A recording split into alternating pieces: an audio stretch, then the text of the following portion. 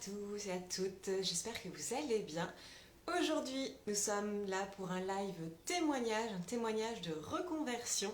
Je vais recevoir Karine Guiraud, que je vais laisser tranquillement arriver et se connecter. Et Karine Guiraud, coucou Karine, je vois que tu es là, je vais attendre que tu te connectes. Et on va parler aujourd'hui de ton parcours de reconversion, du passage du monde de l'audit, du risque management, jusqu'à slasheuse, avec plein de problématiques qui vont avec. Alors Karine, il faut que tu demandes à rejoindre la vidéo euh, pour que je puisse t'inviter dans ce live. Peut-être que je peux t'inviter moi, on va voir. Alors Karine, est-ce que tu peux cliquer pour rejoindre la vidéo? Moi, j'ai l'impression que je ne peux pas t'avoir. Alors, non, je ne peux pas t'inviter. Je peux te faire un coucou, mais je ne peux pas t'inviter. Donc, il faut que tu puisses demander à rejoindre le live pour que je puisse échanger avec toi en direct. Et donc, en attendant que Karine nous rejoigne, Karine, en fait, donc, était dans l'audit. Ah, ça y est, affiché. Voilà, normalement, je pense que c'est bon. C'est toujours le démarrage technique qui prend un petit peu de temps. Ça y est, t'es dans Ça y est. Ah, ça y est. Ça marchait pas depuis mon Mac, donc je me suis mise sur mon iPhone. Bon, je suis ravie de t'accueillir dans ce live témoignage aujourd'hui. Comment ça va? Ça va très bien, merci. Et toi? Bien, merci. Je commençais un petit peu à dévoiler un petit peu ton parcours, mais je vais te laisser te présenter rapidement. Je me présenterai aussi pour les personnes qui me découvrent aujourd'hui. Et puis après, moi, j'ai plein de questions à te poser parce que je sens que ça va être très, très riche. Donc voilà, dis-nous en deux mots qui tu es, ce que tu fais, Alors, où moi, je tu suis vis. Karine Guiraud, donc j'habite à Paris. J'ai 52 ans et après une longue carrière dans la banque à des postes d'audit et de risk management, euh, j'ai décidé de me reconvertir. Alors, décider, entre guillemets, je l'avais plus ou moins déjà envisagé, mais la vie m'a mis devant deux burn-out qui m'ont quand même un peu forcé la main et m'ont obligé à accélérer le pas, on va dire. Moi, j'avais déjà envisagé une reconversion, ça cheminait, etc. Et c'est vrai que le fait d'avoir vécu deux burn-out qui m'ont été au final bénéfiques puisque ça m'a permis d'entamer une reconversion. Dans un premier temps, je me suis formée pour devenir designer d'intérieur, décoratrice. Et ensuite, eh bien, j'ai continué chemin faisant. Voilà, j'ai continué à réfléchir parce que je sentais que c'était bien décoratrice, mais peut-être que je pouvais faire aussi autre chose. Et de fil en aiguille, je suis arrivée sur l'intelligence émotionnelle grâce à des cours, parce que j'ai donné entre-temps des cours de risque et d'audit, etc. Et tout ça m'a fait cheminer vers l'intelligence émotionnelle et la gestion des émotions. Et donc, je me suis à nouveau formée et j'ai une activité d'experte en intelligence émotionnelle et gestion des émotions. Donc, c'est bien un grand mot et on pourra en parler tout à l'heure. Mais voilà, donc j'ai plusieurs activités. Voilà, tu es ce qu'on appelle, qu'on aime le nom ou pas, slasheuse. Tout à Et fait. donc, on Voilà. va Alors, c'est vrai que je l'utilise rarement parce que je ne trouve pas le mot très glamour. Mais en fait, c'est le terme effectivement de slasher ou slasheuse. exact. Ouais. Donc, on va revenir justement sur, notamment dans notre conversation, sur les enjeux d'être slasheuse, comment tu jongles entre tes activités, comment ça s'est mis en place. On va parler de ça. Juste deux mots pour me présenter pour les personnes qui ne me connaissent pas. Donc, moi, je suis Géraldine Tual. Je suis la créatrice de l'école pour trouver sa voie et j'accompagne en priorité les cadres, les ingénieurs ou les entrepreneurs qui ne se retrouvent plus en fait, qui ne se retrouvent plus à leur place dans leur entreprise, mais qui sont coincés parce qu'ils ne savent pas quoi faire ailleurs après, eh bien à trouver leur voie ou retrouver leur voie et à se créer une vie professionnelle sur mesure. Mais aujourd'hui, on ne parle pas de moi, on parle de toi, Karine. Alors, raconte-nous. Donc, tu as commencé, donc tu es resté 20 ans dans l'audit et le risque management. Déjà, qu'est-ce qui t'a amené à choisir ce métier-là? Comment tu es venu à, enfin, quelles études peut-être tu as pu faire et pourquoi l'audit et le risque management? Ah, pourquoi je me suis retrouvée dans la banque? Alors, en fait, dans la banque, là aussi, on va pas refaire la genèse parce que ça fait quand même un peu long. Mais moi, j'avais une formation qui était plutôt commerce international. Et dans le commerce international, on apprenait notamment moyen de paiement qui s'appelait le crédit documentaire. Et en fait, quand j'ai cherché un travail, il s'est trouvé que j'étais en pleine guerre du Golfe à l'époque. Donc là, je parle d'un temps que les moins de 20 ans ne peuvent pas connaître. Mais et donc du coup, il s'est trouvé que en ayant beaucoup démarché d'entreprises dans ma région, je n'ai pas trouvé. Et la Société Générale à l'époque recrutait des personnes ayant fait des jeunes ayant fait ce genre de cursus qui était un bac plus 2 BTS et sur le commerce international et surtout qui connaissaient cette technique de paiement à l'export-import. Et donc j'ai commencé comme ça dans la banque. Voilà. Et puis après, ben, j'ai grandi en interne et j'ai occupé pas mal de postes. Et puis voilà. D'accord, ouais. Donc 20 ans. Et tout à l'heure, tu nous disais que tu as vécu 2 burn-out. Raconte-nous un petit peu, si tu veux, qu'est-ce qui t'a amené à vivre ces burn-out, comment tu as réussi à les surmonter et l'impact aussi que ça a eu justement sur ce besoin ou cette prise de contrôle dans ta reconversion professionnelle. Le burn-out, moi, le gros problème, c'est que le burn-out, je ne les ai pas vus arriver, hein, ni même le second, pour être honnête. Donc, en fait, je pense que c'était une lassitude. Moi, après, avec le recul, je l'ai analysé parce que j'ai travaillé dessus et j'ai réfléchi à la raison éventuelle qui avait pu m'amener au burn-out. C'est que, bon, j'ai toujours été une grosse bosseuse, j'adore travailler. Euh, donc, souvent, on dit que c'est la surcharge de travail, mais c'était pas ça parce que j'étais habituée à des cadences, on va dire, assez soutenues. Et donc, oui, ça a pu jouer peut-être, mais c'est surtout que je pense que j'étais plus en adéquation avec les valeurs de la banque et mes propres valeurs et puis mes besoins. Donc c'est vrai que on parlait tout à l'heure des émotions, j'ai fait un petit crochet là-dessus et je pense que moi quand j'ai accouché de ma fille, je pense que je me suis reconnectée à mes émotions quand on devient maman, c'est quand même ça crée un profond changement et là en fait mes émotions sont réapparues et je pense que de ce fait j'ai commencé à être un peu en décalage avec mon milieu professionnel que j'adorais et que j'adore toujours. Ça a été un grand moment pour moi, 27 ans. Et donc, en fait, je pense que ça vient de là. Donc, je ne l'ai pas vu arriver parce que en plus, c'était en 2013. C'était pas très, très connu à l'époque, le burn-out. On associait ça souvent à une dépression, etc. Donc, moi, je me suis retrouvée en arrêt maladie, mais c'est vrai que je comprenais pas trop. Je dormais plus depuis 9 mois, etc. Et avec le recul, c'est là où j'ai pris conscience qu'effectivement, il fallait que je quitte la banque, que je fasse autre chose. Donc, j'ai monté ma maison d'hôte et chambre d'hôte sur Paris à ce moment-là. D'accord. Que tu as monté en parallèle de ton activité professionnelle, tu as pris un congé sabbatique, comment tu as organisé ça? Alors moi, je suis une passionnée de nature et le fait de m'être retrouvée en burn-out, pour moi, s'il y avait une rupture avec mon employeur et je suis partie en fait. Il y avait un plan social, j'ai profité du plan social pour partir et après seulement, j'ai pu, mais ce qui m'a beaucoup aidé, et ça, j'en parle, d'ailleurs, je vais faire une conférence très prochainement sur Paris sur comment rebondir après un burn-out parce que au moins j'apporterai mon témoignage là-dessus. Moi, ce qui m'a permis de rebondir très vite, c'est que justement j'avais ce projet en tête depuis un moment avant de tomber en burn-out. J'avais travaillé mon business plan, je travaillais là-dessus parce que j'avais dans l'idée, voilà, de passer à autre chose. Donc quelque part, quand on parlait tout à l'heure de reconversion, c'était une lente maturation, inconsciente, consciente. Voilà, il y avait beaucoup de choses qui se passaient dans ma tête. Et en fait, inconsciemment, j'étais en train de préparer l'après, sans Oui. savoir comment ça allait se terminer ou commencer.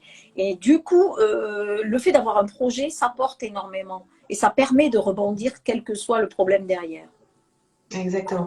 Et c'est très juste ce que tu dis sur la reconversion, c'est vraiment un cheminement qui est assez lent parce que déjà il faut savoir ce qu'on a envie de faire et ça peut prendre du temps justement de trouver le projet qui va avec.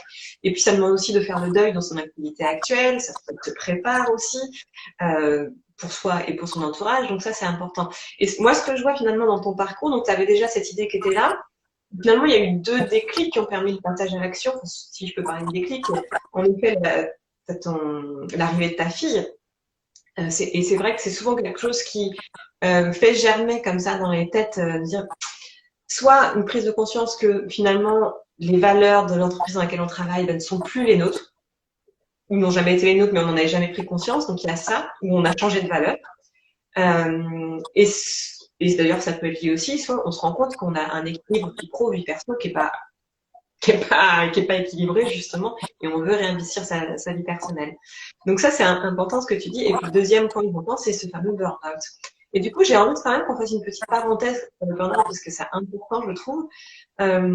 Tu disais que tu l'as pas vu venir, parce que c'est souvent quelque chose qui arrive malheureusement. Avec le recul, si pour les personnes qui nous écoutent, justement ceux qui sont avec ce profil investi là, qui bossent, c'est quoi les signes auxquels il faut faire attention pour éviter de tomber en burn-out? Ah oui, les signes. Alors c'est vrai que ce qui est assez drôle, je ne sais pas si c'est le mot approprié, c'est que maintenant je les vois chez les autres, hein, les signes avant-coureurs. Je sais très bien quand quelqu'un est en pré-burnout, entre guillemets, je le vois arriver et la personne ne le sait même pas. Et d'ailleurs, ça ne sert à rien de le dire à la personne parce que la personne est dans le déni le plus souvent. Moi, j'étais dans le déni, j'étais très fatiguée, j'étais sur les nerfs. Bon, pour ceux qui me connaissent un peu comme toi, Géraldine, je suis quelqu'un d'assez speed de nature, un peu comme toi d'ailleurs.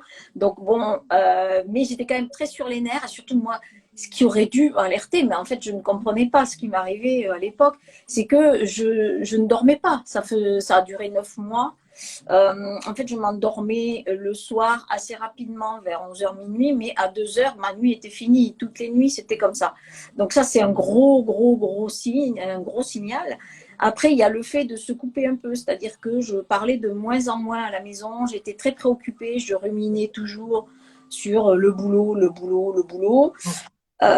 Et voilà, donc j'étais très à cran, donc effectivement, c'était compliqué d'avoir, je pense, un dialogue avec moi. Je m'en rends compte maintenant, c'est que dans ma vie perso, j'ai été vraiment très tendue. Et je ressassais effectivement toujours les problèmes du boulot. Donc, je pense que ça fait partie des signes. Et si je pouvais donner un conseil, même si c'est compliqué, les conseilleurs n'étant pas les payeurs, c'est effectivement d'être attentif à tout ça, une fatigue chronique, mais surtout une espèce de mal-être, de se dire qu'est-ce que je fais là, et puis de ressasser effectivement le moindre problème au travail prenait une ampleur disproportionnée et je la ressassais pendant toute la nuit, puisque de toute façon je ne dormais pas, mais tout était lié, parce que forcément. Donc voilà, moi je pense et le pire c'est que quand j'ai fait mon second burn-out, j'ai eu les mêmes signaux et j'ai rien vu venir. Sauf que là, c'est la médecine du travail qui m'a exfiltré, on va dire, entre guillemets, qui m'a sorti de là lors d'un rendez-vous de routine. Voilà. Donc, mais comme quoi, on peut en faire un premier et arriver à un second, alors que je me doutais là qu'il y avait quand même quelque chose qui était un peu bis repetita, mais je n'avais pas encore bien saisi que c'était à nouveau un burn-out. Donc c'est compliqué de donner des conseils. C'est compliqué. Ceci dit, tout ce que tu dis, tu vois, sans forcément arriver au burn-out, les symptômes que tu décris, ce sont vraiment des symptômes typiques qu'on va trouver justement chez les personnes qui se sentent plus du tout épanouies dans leur vie professionnelle. Et c'est souvent en fait le corps qui trinque, soit par des problèmes de santé, soit par la boule au ventre, le dos qui est bloqué, les cervicales bloquées. Et c'est important d'être vigilant à ça. Comment on se lève le matin? Est-ce qu'on a la gorge nouée? De faire attention parce que ça, ce sont des symptômes que parfois on est dans son quotidien, on se rend plus compte en fait de ce qui ne va pas. Donc par les symptômes physiques et comme tu dis aussi les pensées qui sont en boucle, qui se ressassent avec un énervement qui peut arriver très rapidement au niveau professionnel, qui peut rejaillir aussi au niveau perso. C'est important d'être vigilant à ça justement. Si vous sentez que là c'est plus trop votre l'épanouissement au top dans la vie professionnelle, ça ce sont des vrais symptômes.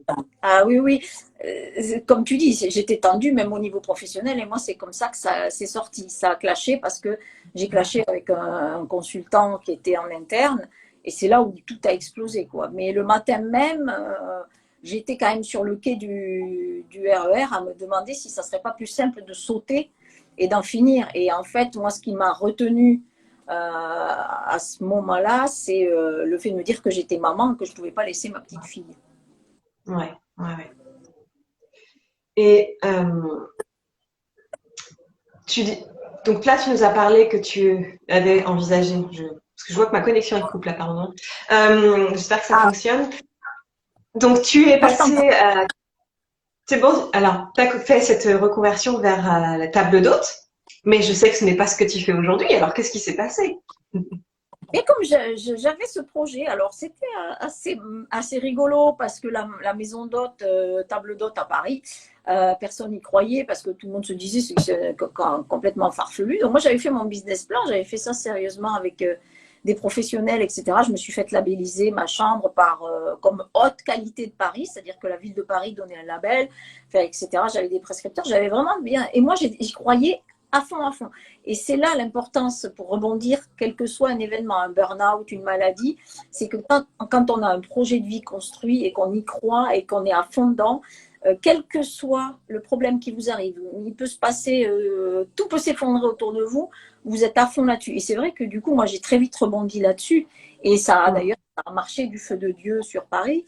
Et voilà. Et donc, et après, bon, après, je suis repartie. Il m'a fallu reprendre un travail parce que j'ai vécu un divorce. Et c'est là où j'ai fait mon second burn-out après. Mais sinon, la maison d'hôte, bon, je trouvais ça super. J'adore accueillir des gens. J'adore la déco. Donc, pour moi, ça a été l'occasion de décorer ma maison d'hôte et de recevoir aussi des hôtes, les accueillir, leur faire à manger. Voilà, c'était vraiment une magnifique expérience.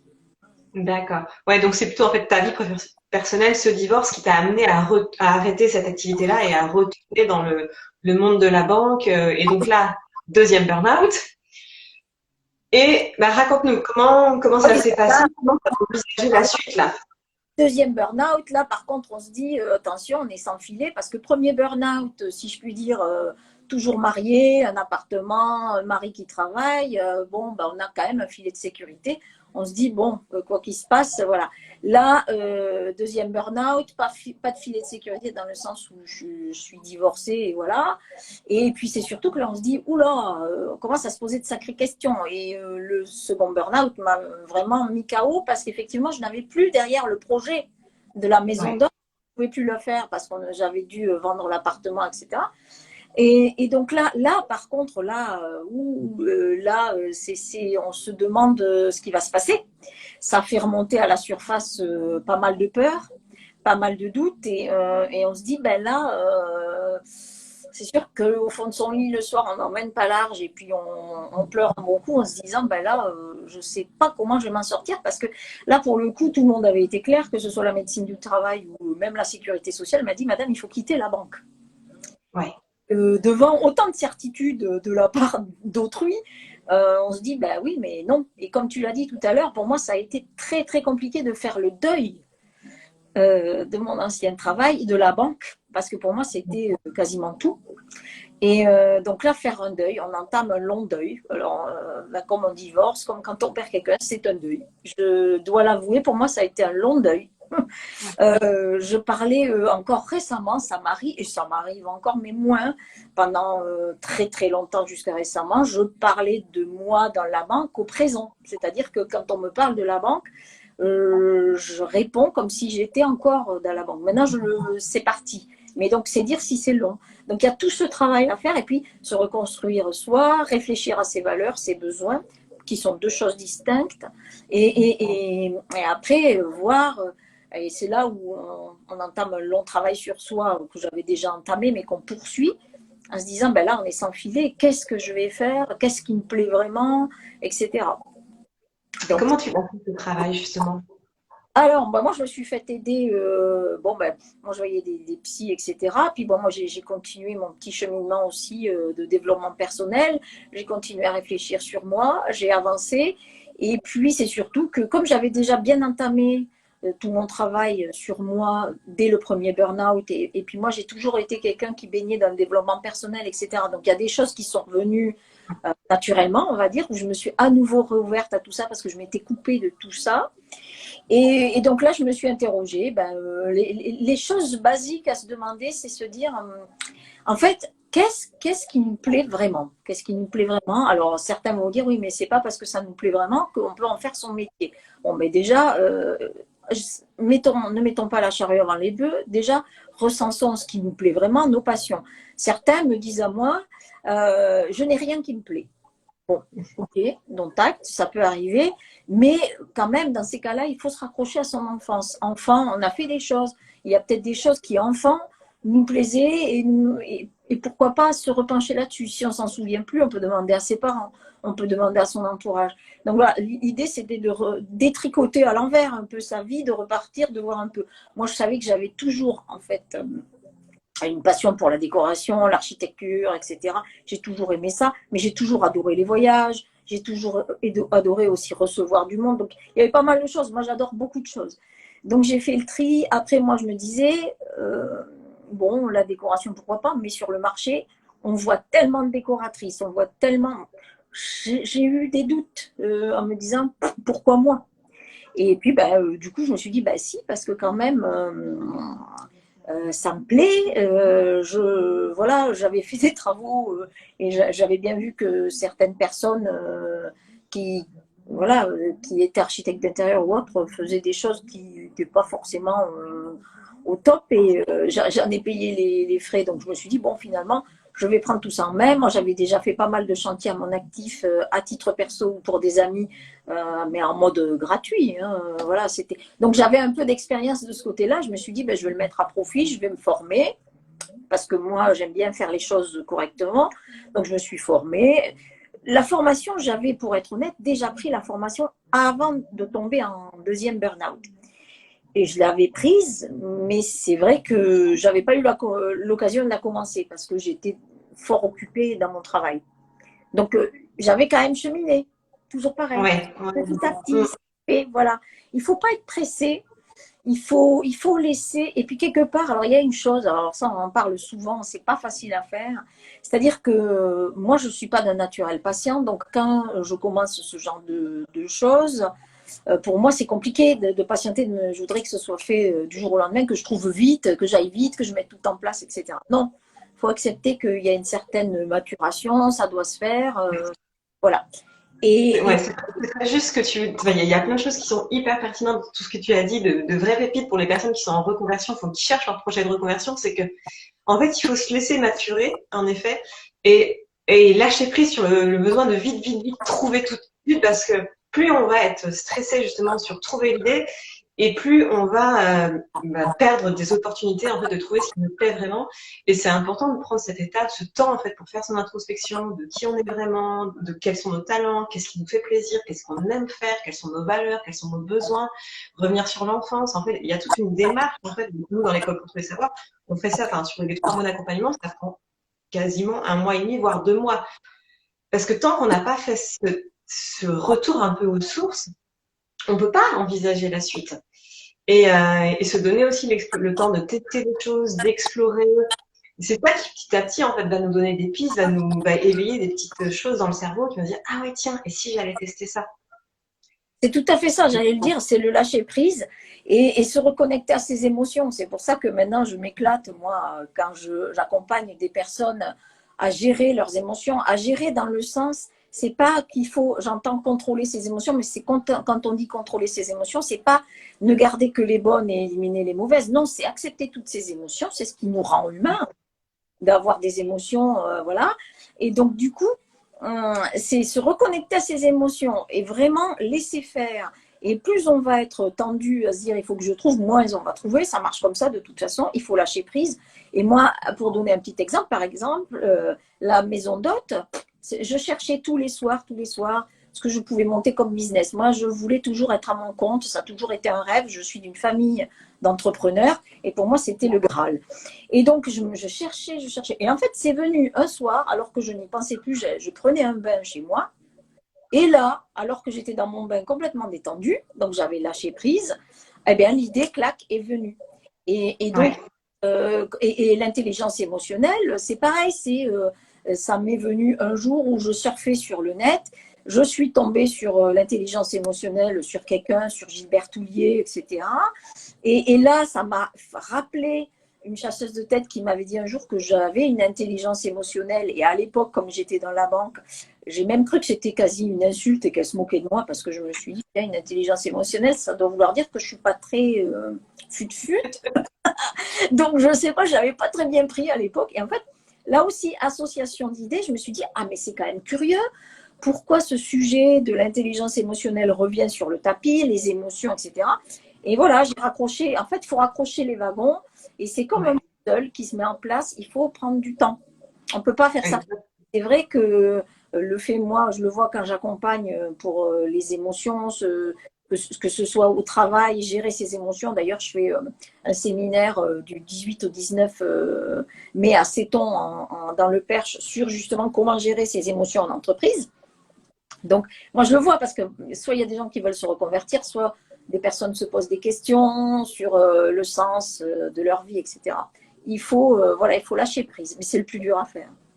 Ouais, c'est ça, lâcher prise et s'autoriser à explorer. Et donc, toi, tu as commencé dans quel ordre? Tu as commencé par la décoration d'intérieur ou tu as commencé tes différentes activités en parallèle? Comment ça s'est passé? Non, moi, j'ai commencé par la décoration d'intérieur. Je me suis formée step by step, j'ai tout fait. J'ai monté ma boîte juste au moment du premier confinement. Donc, voilà, ça c'est fait. Ce fut assez rock'n'roll. Bon, et après, ce qui s'est passé, quand on parle de slashers, c'est parce qu'aux États-Unis, les slashers aussi, c'est né ce phénomène du fait que certains ont besoin d'un boulot alimentaire pour pouvoir survivre, enfin vivre et payer leurs créanciers. Moi, à un moment, je me suis dit, comme il y avait ces histoires de confinement, etc., la situation n'était pas... Et comme je ne suis pas patiente, surtout, que le temps que mon activité d'école en déco, que le bouche à oreille fonctionne, etc., j'ai cherché à donner des cours sur mon ancien travail, sur mon ancien boulot, l'audit, risque. Et donc, j'ai commencé dans une école et voilà. Et donc là, j'ai commencé et je savais, toujours pareil, mon intuition, je suis une intuitive de nature. J'écoute un peu mes émotions et je m'écoute. C'est important de s'écouter, d'être à l'écoute de ses émotions. Et donc là, je me disais, oui, il y a un truc qu'il faut que je fasse et que je capitalise sur tout ce que j'ai appris à la banque et que j'aimerais transmettre. Alors bon, j'ai commencé à donner mes cours, ça se passait très bien. Et en même temps, j'ai développé une offre en freelance sur le risque en général. Et donc, je me dis, je sentais que c'était bien, mais le problème, c'est qu'en freelance, le risque, c'est plutôt des CDI, ils ne vont pas sur du freelance. Enfin, voilà, bon, c'était assez compliqué. Et donc, voilà, toujours comme je suis curieuse de nature, j'étais toujours en train de rechercher comment je pouvais affiner mon offre, etc. Je suis tombée sur l'intelligence émotionnelle. Là, ça a fait tilt. Et je me suis dit, en fait, non, il faut recentrer ça. Il ne faut pas que ce soit sur le risque en général. Ça va être le risque humain en entreprise via l'intelligence émotionnelle, le savoir-être, en gros. Et puis, du coup, je me suis formée à ce moment-là. Et donc, voilà, j'ai fait pas mal de choses. Tu vois, il y a une chronologie. Il y a eu d'abord la déco, les cours qui se sont mis là pour, en quelque sorte, me montrer la voie sur ce que je devais faire et que j'aime bien donner parce que c'est super de capitaliser sur 27 ans de boulot. Et puis, de là, j'ai monté mon autre offre. Et là, je me suis formée à l'intelligence émotionnelle avec Gilbert Toulier. Entre-temps, j'avais fait un stage aussi avec Marielle Barbe, qui a écrit le livre Profession Slasher, et qui m'a beaucoup aidée, parce qu'en fait, j'avais pas honte, mais j'avais du mal à comprendre que je pouvais être multi-activité, c'est-à-dire que je comprenais pas trop. Je me disais, en plus, les gens le font ressentir souvent en faisant comprendre que les couteaux suisses, c'est pas très bon en France, c'est pas bien vu. Donc, je me disais, mais non, moi, je ne suis pas comme ça. Moi, quand je fais les choses, je les fais proprement, je me forme. Mais c'est vrai, je ne sais pas faire autrement.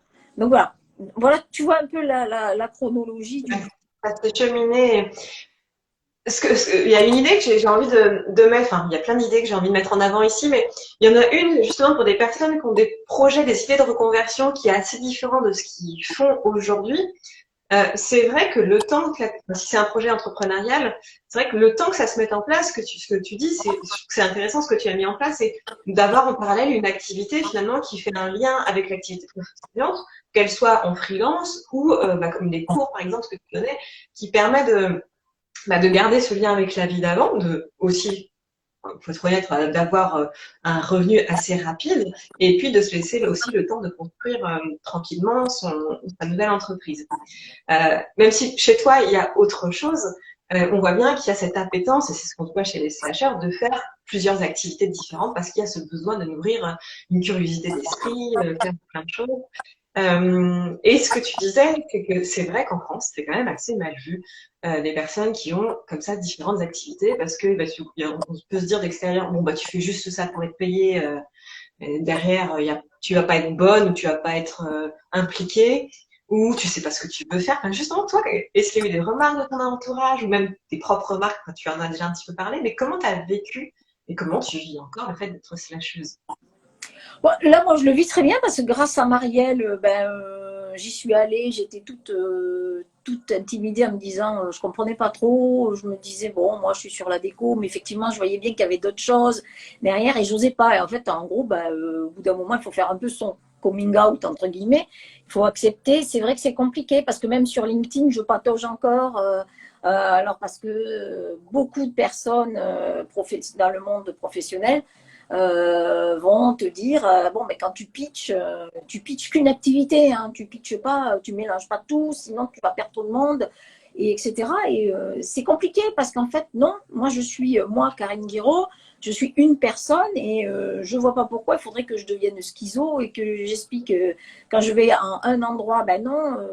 En plus, bon, j'estime que quand même, pour un cerveau humain, c'est pas hyper compliqué de comprendre qu'un autre cerveau humain puisse avoir plusieurs activités. Il y a des chefs d'entreprise qui ont plusieurs entreprises. Ben là, c'est un peu pareil.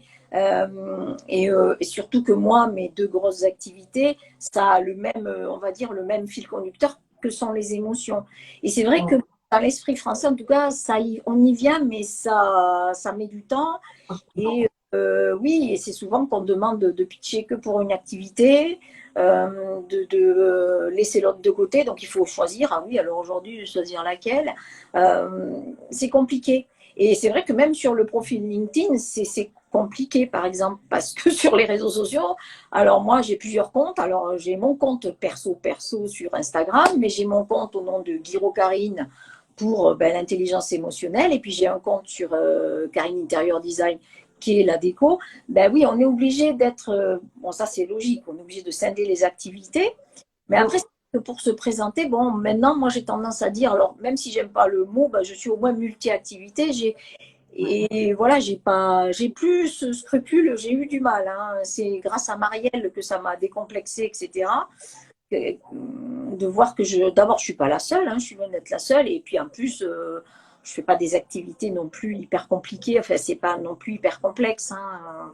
Et moi, ce que je trouve bien, c'est de pouvoir, dans une journée, passer d'une activité à une autre, c'est-à-dire dessiner des plans de meubles sur mesure, et puis après d'aller préparer une conférence sur l'intelligence émotionnelle ou un séminaire, ce que je fais. Voilà, c'est enrichissant. Bon, moi, ça me convient parce que au début, je sentais bien qu'il me manquait quelque chose dans la balance. C'est marrant, hein, je savais que la déco, c'est super, mais je me sentais bancale. Et là, je me sens voilà, équilibrée. Et puis, je ne dis pas que peut-être je ne changerai pas encore. La vie est en mouvement, il faut aussi accepter ça. Oui, parce qu'en effet, comme ce que tu dis, c'est que ça, on construit aussi au fur et à mesure de nos expériences professionnelles, et puis peut-être qu'au bout d'un moment, tu vas te rendre compte que finalement, il y a une des pistes qui t'intéresse plus, ou ça t'amène encore à une autre, et Voilà. c'est ça aussi de la vie, c'est de pouvoir expérimenter. Et par contre, il y a quelque chose qui est très juste aussi que tu as dit, sur toi, ça te convient. Et je pense qu'il y a en effet, il y a des types de personnalités à qui ça peut convenir. Et alors souvent, on parle souvent des personnalités multipotentielles qui ont besoin de beaucoup qui se lassent très rapidement, qui ont besoin d'être éveillés, de passer d'une activité à une autre, d'avoir beaucoup de changements, beaucoup d'évolutions. Ça, c'est vraiment des profils chez qui ça fonctionne bien. Et d'autres personnes qui, au contraire, aiment plutôt bien se concentrer sur un seul projet ou se spécialiser. Là, forcément, c'est pas les personnalités qui vont aller vers du slashing. Oui, oui, tout à fait. C'est très bien comme ça. Il en faut pour tous. Exactement, voilà. Et c'est pour ça que c'est important de se connaître finalement pour savoir est-ce qu'on est-ce que avoir plusieurs activités, ben, ça peut nous convenir ou au contraire, non, c'est pas du tout, mais plus par rapport à ta connaissance de soi et non pas par rapport à ce que l'entourage peut penser. Parce que c'est vrai que le moule actuel, c'est un métier, une spécialité et ah, tu continues. Euh, qu'est-ce que, j'aimerais revenir sur ce moment où tu as quitté la banque et justement tu as lancé tes activités. Donc tu venais, parce que c'est souvent un enjeu qui revient dans la reconversion, c'est cet enjeu financier et notamment quand on vient d'un métier qui est bien payé, se lancer dans l'entrepreneuriat, même si toi il y avait ce graal de l'entrepreneuriat. Donc c'est encore autre chose parce que tu avais envie de le faire parce qu'il y a des gens qui sont salariés en CDI qui ont peur aussi, qui ne connaissent pas du tout l'entrepreneuriat. Donc toi, c'est déjà un peu différent parce que tu connais ça, mais justement, tu connaissais aussi peut-être les difficultés, les risques de l'entrepreneuriat. Donc comment tu as abordé cette transition financière, puis on parlera peut-être autre que financière, mais déjà financière. Ah ben là, on revient à ce qu'on disait tout à l'heure. Alors, je reparle à nouveau émotion, mais là, on tombe dans les émotions de la peur, que sont la peur notamment. Et ben oui, il y a toujours une crainte de se dire est-ce que surtout après tout dépend de la situation personnelle que l'on a. Encore une fois, quand on se retrouve seul, on n'a pas de mari, on n'a pas. Alors ça paraît peut-être choquant que je dise qu'on a un filet quand on est marié ou etc. Mais si, en général, on est deux, donc théoriquement il y a deux revenus. Donc s'il en manque un, bon, temporairement, en tout cas, ça peut le faire. Bon, quand on est toute seule, c'est vrai que c'est différent. Donc la peur, elle remonte plein pot. Et ça, ben là, on est en plein dans les émotions. Et en plus, on n'est pas dans une émotion qui tire vers le haut, puisque la peur, dès qu'on a, moi, quand j'enseigne les émotions, je parle toujours de l'échelle des émotions. Donc sur une échelle des émotions, ben, il y a tout en haut, l'amour, les belles choses, etc. Et en bas, ben, il y a notamment la peur, la jalousie, la frustration, etc. Et la peur est en bas. Et donc, ça a tendance même à paralyser la peur. Donc, c'est pas bon du tout d'être dans ces énergies-là et dans cette vibration. Et pourtant, ben, effectivement, il faut l'affronter. Alors, c'est pour ça que moi, tout a été brutal, mais parce que je suis une personne qui a besoin certainement que la vie la mette face à un certain chaos. Voilà. Donc moi, ça a été un tel chaos qu'en fait, bon, oui, j'ai géré 10 000 peurs à la fois, dont la peur financière. Mais c'est vrai que je comprends, et beaucoup me disent, oui, effectivement, c'est quand même des prétextes à la fin, parce que je veux dire, quand on veut, on peut. Et en plus, moi, je me suis fait une promesse, mais ça, c'est depuis toute jeune, depuis fort longtemps. J'ai toujours dit, le jour où je quitterai ce monde, je veux ne rien avoir à regretter. C'est-à-dire que je préfère regretter quelque chose que j'ai fait et qui n'a pas marché, tant pis, plutôt que de regretter ce que j'ai pas fait parce que j'ai eu la trouille. Mais ça, encore une fois, je sais que c'est compliqué et je connais beaucoup de personnes. Les peurs, il faut les dépasser, mais tout le monde n'en est pas capable et ce n'est pas un problème. Chacun, voilà, c'est OK. Si on y arrive, et tant mieux, mais si on n'arrive pas, il ne faut pas s'autoflageller ou se culpabiliser. La peur en fait partie. Alors, ben, il y a des transitions que l'on peut faire. Ce qu'il y a de bien, c'est que tant qu'on n'est pas en burn-out ou autre, eh ben, on peut préparer. Moi, c'est ce que j'avais préparé dans ma tête. Je m'étais dit, avant mon second burn-out, j'avais pris déjà cette formation. Je m'étais dit, ben, tu fais ta formation, tu vois un peu, une fois que tu as fini ta formation, les clients, comment ça marche, si tu peux commencer à en vivre et si tu peux quitter le job. Enfin, il y a tout est permis dans la vie, franchement. Donc, ça, ce sont quelque part, malheureusement, ces peurs-là, ce sont des gros freins qui deviennent même des prétextes. Parce que moi, j'ai beaucoup de personnes dans mon entourage et des amis. Moi, quand on me dit, moi, j'aurais pas pu, si. Et quelque part, je vais vous dire à toutes et tous, là, si moi je l'ai fait, tout le monde peut le faire. Mais après, encore une fois, il ne faut pas non plus s'autoflageller. Si on n'en est pas capable, il n'y a pas de problème non plus. Le fait de se dire, je risque d'y perdre financièrement. Mais après, si on fait un vrai travail sur soi et une fois de plus, qu'on se reconnecte à soi, à ses émotions, qu'on s'écoute bien, on sait très bien que si on est dans ce qu'on aime, le reste suivra, quel qu'il soit. Voilà.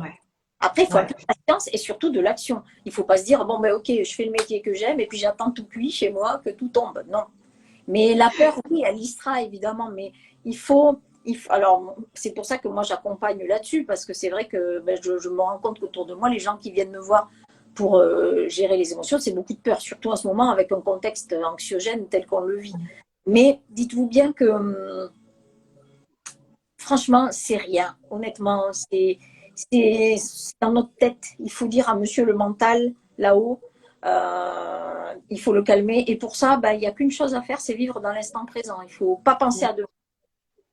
Et l'action. Oui, parce que comme tu dis, enfin, la peur, c'est quelque chose qui peut vite prendre une proportion énorme dans le mental parce on va la nourrir en plus. Parce que à partir du moment où le mental il nous dit ah j'ai peur de perdre de l'argent, il va voir que ça, que les situations où en effet on risque de perdre de l'argent et ça va prendre une proportion qui est en fait beaucoup plus qui est pas du tout réaliste finalement. D'autant que Et donc c'est important en fait d'aller travailler au niveau de cette peur pour voir qu'est-ce qui est vraiment réel, de qu'est-ce qui est en fait complètement fantasmé, de passer à l'action comme tu dis. Et il y a ce que tu disais aussi tout à l'heure sur moi j'adore parce que c'est aussi ma politique de vie de pas vivre avec des regrets, plutôt regretter ce qu'on a fait que ce qu'on n'a pas fait et de se dire mais si je me projette dans 10 ans, dans 15 ans, dans 20 ans, euh, comment je veux être, qu'est-ce que j'ai envie, est-ce que j'ai envie de regretter ça ou pas? Et ça va nous reconnecter aussi. Est-ce qu'on a vraiment envie de changer de boulot? Est-ce qu'on est prêt à faire ce changement-là? Ou est-ce qu'on dit, non, finalement, c'est pas si grave. Et c'est OK, en fait, il n'y a pas de problème. Mais est-ce qu'on risque de regretter ou pas? Et oui, puis quand Et, on peut, enfin, franchement, moi je me rends compte maintenant avec le recul quand j'entends parler les gens, souvent on se trouve des prétextes, hein. Alors tout est bon, hein. Il y a ah non, mais je dois payer, il y a ça, enfin tout. Mais non, parce qu'en fait, après, mais après c'est OK si la personne elle est bien là où elle est, etc. Si ça lui pose pas de problème et qu'elle le vit bien au quotidien. Maintenant, après, c'est souvent un choix à faire entre se dire ben là en ce moment je vis mal mon quotidien et je ne suis pas épanouie. Après, il y a quand même une question qui se pose. C'est, tu l'as dit tout à l'heure, au bout d'un moment, de toute façon, quand on n'est pas bien, notre corps nous fait payer. Donc bon là après c'est vraiment c'est pour ça que je dis que j'adore l'intelligence émotionnelle mais cette partie-là parce qu'en fait aider les gens à se reconnecter à leurs émotions, ne pas les nier, les accepter et puis après apprendre à pouvoir les pivoter parce que c'est-à-dire qu'on peut passer de la peur et la transcender, la transmuter en autre chose. Franchement, on peut ça, le cerveau ne fait pas la différence entre la réalité et l'imagination. Et nos peurs, elles restent là-haut. On commence à avoir peur de quelque chose qui n'existe pas encore, c'est-à-dire demain. Donc, il faut rester. Alors, c'est vrai que c'est compliqué parce qu'en Occident, d'autant plus qu'en Occident, on n'a pas l'habitude dans nos pays. Hein.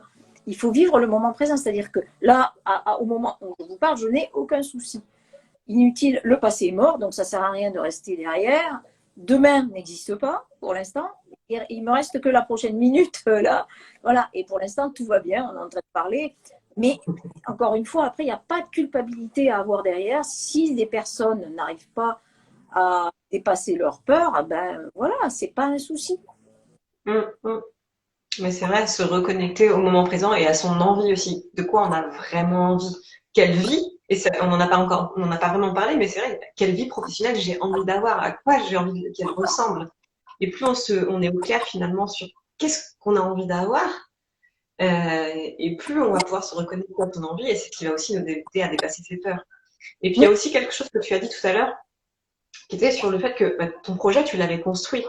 Et c'est ça aussi qui va permettre de faire taire un petit peu cette peur et d'avancer aussi malgré cette peur. C'est que plus on construit ce projet, plus il est basé sur des choses, des socles, enfin, des fondations solides sur nos talents, sur nos envies, sur comment on a envie de vivre.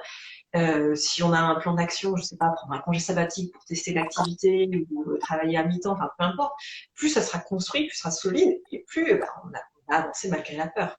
Ah oui, moi je vois par exemple pour revenir sur ma maison d'hôte, les gens me regardaient avec des drôles de regards parce que quand je leur disais j'avais fait mon business plan, je disais je pourrais gagner ça, ça, ça, et en fait personne n'y croyait. Mais en fait, moi, j'avais pas peur du tout parce que je savais que ça allait marcher et j'y croyais énormément. Et en fait, mais c'est pour ça que quand je dis que tout vient de là, tout part de là. Et donc, effectivement, enfin même je dirais tout part du cœur parce que quand on fait les choses avec cœur, tout le reste suit derrière. Mais donc, c'est vrai que d'avoir un projet, ça permet de rebondir en cas d'échec, ça permet de porter et comme tu l'as dit, d'amoindrir la peur. Parce qu'en plus, si on y réfléchit bien, franchement, moi, je me suis toujours dit, moi, je n'ai pas le syndrome du SDF dans le sens où je me dis, si demain je dois manger, bah, c'est pas grave, je suis assez humble pour aller prendre n'importe quel boulot et puis faire ce qu'il faut pour pouvoir payer mon loyer, etc. Donc, Après, c'est sûr que si on n'est pas prêt à accepter ça, voilà, c'est encore chacun doit. J'insiste sur les valeurs et les besoins. On a des besoins, on a tous des besoins qui sont différents par rapport. Toi, Géraldine, tu as certains besoins, moi j'ai d'autres besoins, et on a nos valeurs. Moi, ma valeur, c'est de dire si demain je dois nourrir ma fille, je dois me nourrir, je n'aurai jamais honte de faire, je ne sais pas si je dois aller faire des boulots, des petits boulots, comme on dit, entre guillemets. Ça ne me pose aucun souci. Donc moi, j'ai jamais eu ce problème en me disant, ça peut mal finir. Après, il faut reconnaître quand on dira, ah oui, ben, quand on commence une activité, faut faire les actions qui vont avec pour pouvoir retrouver un certain niveau de vie. Voilà. Et plus le niveau de vie était élevé avant, plus effectivement la peur de se retrouver, d'autant qu'on vit dans une société basée sur l'argent. Donc voilà. Ouais. Euh, et c'est quelque chose, enfin, c'est pas quelque chose que tu as dit, mais souvent, ce qu'on voit justement, c'est que dans les métiers comme ça, où on est très bien, enfin, on est bien payé, on a en effet un train de vie qui va avec. Mais souvent, ce qu'on voit aussi, c'est qu'il y a une espèce de surconsommation qui vient compenser en fait le manque d'épanouissement professionnel. Et que souvent, quand on se remet dans un nouveau travail, un nouveau métier qui est beaucoup plus aligné avec ce qu'on a envie de faire, ce qu'on aime faire, qui est peut-être moins payé, mais on se rend compte que finalement, l'écart de vie, il n'est pas si important que ça parce qu'on consomme beaucoup moins, on est beaucoup plus aligné aussi dans ses choix. Et oui, Et les donc, achats compulsifs. J'en ai fait il y pas a mal. Compulsifs, eh ben, on compense, comme tu l'as dit si bien, on pense qu'on a une liberté avec notre argent. Mais en fait, c'est quand justement, on a quitté tout ça et qu'on se construit différemment, comme je te rejoins tout à fait, c'est ça. C'est on se rend compte, en fait, moi, je m'épanouis tellement dans ce que je fais au niveau boulot qu'en fait, comme tu dis, je ne ressens plus le besoin de consommer comme avant. Euh, il y a une chose quand même, il y a une chose qui m'avait choquée après mon premier burn-out. J'allais chez ma médecin et je me suis rendu compte qu'à Paris, il y avait des arbres en fleurs, c'était au moment du printemps, et qu'il y avait des oiseaux qui chantaient. En fait, je ne l'avais même pas vu avant, j'avais oublié tout ça. Et donc, en fait, on redécouvre d'autres choses. Et en fait, du coup, quand on réfléchit bien, on n'a pas besoin de grand-chose pour être heureux. Et une fois qu'on est épanoui dans sa vie, qu'on se sent bien, euh, on n'a plus, c'est exactement ça, on n'a plus ce que tu disais, cette compensation à faire. Et c'est vrai que moi, je me sentais libre à l'époque en me disant, ben, j'ai quand même un pouvoir d'achat, donc tout ce qui me plaît, je peux me l'acheter, mais il y avait toujours un vide en moi et ouais. cette histoire qui disait, oh, moi, je veux monter ma boîte, je veux faire ça, etc. Donc, en fait, c'est des achats compulsifs, on compense, on compense. Et une fois qu'on est bien dans ce qu'on fait, on n'y pense même pas parce qu'on est dans notre truc et puis voilà. Et la vie est belle. Mais la vie est belle de toutes les façons. Il faut de tout pour faire au monde et les personnes qui sont très bien dans leur job, heureusement qu'il y en a et que tout le monde ne veut pas se reconvertir. Et puis celles qui vont se reconvertir vont peut-être prendre un autre job de salariat, mais c'est très bien aussi. Il faut vraiment s'écouter soi et comme tu l'as dit, se connaître. Et ça, on peut le faire que quand on se reconnecte à ses émotions, à ce qu'on ressent. Exactement. Ouais. Attends, je regarde un petit peu l'heure qui. Ouais. Oula, oui, ça fait un petit moment qu'on papote. Du coup, je ne sais pas s'il y a des personnes qui ont des questions. Allez-y, posez-les. Puis en attendant de voir les questions éventuelles arriver, est-ce que tu aurais un autre conseil qu'on a dit beaucoup là déjà, Karine, mais pour des personnes qui justement là sont plus à leur place dans leur métier, qui se cherchent pour la suite, ou qui ont déjà un projet de reconversion, qu'est-ce que tu as envie de leur dire? Ah ben moi, lancez-vous. La chance sourit aux audacieuses. Donc, il faut se lancer, il faut oser. Voilà. Parce que ça, c'est vrai que souvent, c'est le problème aussi. Il y a un très bon documentaire d'ailleurs qui s'appelle Oser et qui est très bien fait et qui explique que de toute façon, dans la vie, il faut oser. Et quand on le dit, la chance sourit aux audacieux, je pense que c'est vrai. Allez-y, n'ayez pas peur, faites-vous plaisir, éclatez-vous. Encore une fois, il y a toute l'étape de se connaître soi et travailler soi. Mais une fois qu'on a compris qu'on est fait pour faire autre chose ou qu'on a autre chose en tête, moi, ce que je dis tout le temps, par exemple, j'accompagne des jeunes en bénévolat et quand je les accompagne, je leur dis, parce que je suis chez 100 000 entrepreneurs et donc je dois promouvoir l'esprit d'entreprendre. Mais entreprendre au sens large. Entreprendre, pour moi, c'est prendre sa vie en main. C'est prenez votre vie en main. Vous êtes l'architecte de votre vie, ça. Pour le coup, il n'y a pas mieux comme expression. C'est vous, tout vient de vous. Donc, ne vous victimisez pas. Ça, c'est quelque chose que j'aimerais que que ça sorte de nos vies. On n'est pas victime. On peut tout faire, tout part de nous. Donc prenons-nous en charge. Et si par exemple, je dis aux jeunes, mais si tu as un rêve, moi je dis à ma fille, je dis aux jeunes, si vous aimez quelque chose, eh bien allez jusqu'au bout. Ne vous arrêtez pas, et effectivement, vous allez avoir des doutes, vous allez avoir des peurs, peut-être que vous allez pleurer le soir au fond de votre lit parce que, voilà, mais c'est pas grave parce que tout ce qui vient après, c'est que du bonheur. Donc, si vous avez un rêve, allez-y. Si vous avez un projet, allez-y. Ouais. Et même si vous savez pas ce que vous allez faire, bah, allez-y pour savoir ce que vous allez faire. C'est vraiment sortez en fait de cette impasse où vous êtes aujourd'hui. Ah oui, Super. du moment qu'on ne se sent pas raccord avec là où on est ou ce qu'on fait, là, il faut se poser les bonnes questions, ce qu'on disait, remettre à plat quelles sont mes valeurs, mes besoins, voilà, qu'est-ce que je veux vraiment, tu l'as dit tout à l'heure, qu'est-ce que je veux vraiment dans ma vie. Et je pense qu'on est tous là pour être heureux, libres, et puis de vivre des super aventures. Donc, voilà. Ouais, très bien. Écoute, merci beaucoup, Karine. C'était très, très riche. Je vois pas de questions, mais pour les personnes qui viennent là d'arriver, posez des questions, même si c'est un peu tard, vous pourrez regarder le témoignage en replay. Si on veut te retrouver, Karine, comment on fait, que ce soit pour tout ce qui est design d'intérieur ou intelligence émotionnelle? Alors, bien, intelligence émotionnelle, j'ai un site karineguiraud.com. Et puis, je suis sur les réseaux sociaux, Instagram, LinkedIn, sous le nom de Guiraud Karine. Et puis, Karine Interior Design, je suis sur Instagram, les autres réseaux sociaux aussi, sous le nom de Karine Interior Design. Et j'ai aussi mon site, karineinteriordesign.com. Donc, je pense que là, on est tout. Bon, quoi faire. De toute façon, je retaguerai en commentaire tes différents liens pour que tout le monde puisse te retrouver facilement. De mon côté, pour les personnes qui justement sont un petit peu perdues dans leur situation professionnelle, si vous voulez, moi j'ai une formation qui est gratuite qui s'appelle 7 jours pour démarrer votre changement de vie professionnelle, que vous pouvez retrouver en lien dans la bio ou en commentaire sur les autres plateformes. Voilà, pour vous aider aussi un petit peu à avancer. Et bien, écoute, je crois qu'on va clôturer, Karine, parce que je ne vois pas de questions. Eh ben, merci à toi, en tout cas. Merci beaucoup. Et puis, eh ben, à très bientôt. À très bientôt et encore un grand merci et bonne journée à tout le monde. Au revoir. Au revoir.